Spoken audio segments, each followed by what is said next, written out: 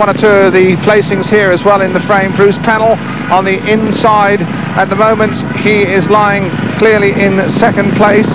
Then we have Scott Autry in grid 2. He's out of contention. Looks like he's out of the World Championship too. Chris Morton is on 8 points, and Kenny Carter on the outside. Carter, of course, one of that cluster of riders on 6 points. So little lad from Halifax will be looking to gain, what, 2, 3 hopeful points here to make sure of his place in the Intercontinental final. And Carter there angrily waving away a photographer. Must be a bit distracted for him. It's a very, very important race for the young man from Yorkshire. Here we go, heat 18.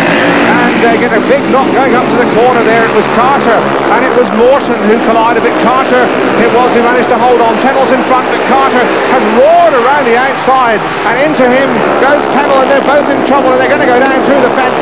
In goes Carter, and into goes Penhall. Something really had to give there, and give credit to those riders. It could have been a really ugly one, and Carter is not at all amused by Bruce Penhall, because he did run him in hard, and it is going to be very interesting to see what the referee, Danish official Kjell Christensen, makes of that one. It really was a most hair-raising first lap. Carter on the outside, you can see him and Morton nudge here. They did awful, look at that, and it almost brought Autry down. Penhall gets clear of the melee. Now Penhall's well away here. Carter seems to have got his dander up a bit by that incident as they ran up to the corner, roars around the outside and gets an awful lot of power on as he goes past Penhall. Now they're coming tearing down, remember, something like 60-70 miles an hour. Looked like Penhall tried to give him an elbow there as they run into the corner. Carter tries to lock back. Penhall's almost down into him, and the pair of them really had nowhere to go here but into trouble.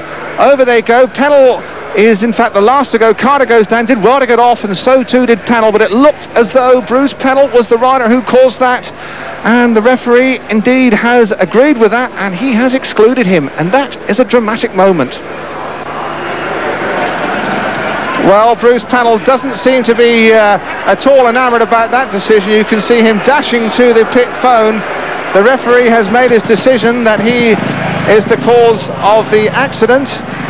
Well, Bruce Penhall's most unhappy about that, and he rushed straight away to go over and make a protest, and he's now talking by phone to the referee, and as soon as he comes out, in fact here he comes out now, we'll find out exactly what happened.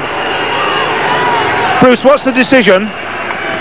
Decisions, I've been excluded for foul and dangerous riding, but there's nothing I could do about what happened. Kenny came on the corner and passed me, and I wobbled, and there's nothing. He dropped it on me coming into that corner, and I had nowhere to go, and we locked our bikes locked together, and the ref excluded me for foul and dangerous riding, and I think it's unfair. Why do you think it's unfair? Well, because I had nowhere to go. Kenny came and dropped it on me, and there's nothing I could do whatsoever. Nothing.